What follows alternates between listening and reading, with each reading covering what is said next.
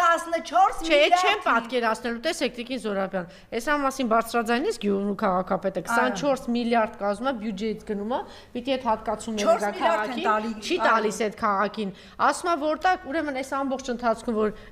իդեպ, երևի գիտեք էլ, որ Նիկոլենք եկել են իշխանության, մի բնակարան չեն տվել։ Մի բնակարան, պատկերացրու, ասում է փոխանակետան, որ ես միջին բիզնեսը զարգացնեմ, շինարարություն արվի, տնտեսություն զարգացնեմ, քաղաքը 1000 խնդիրներ ունի, չգիտեմ, բնակարան այսերը, ոչինչ չեն տանում, ուրեմն այս փողը տանում են, պարտքը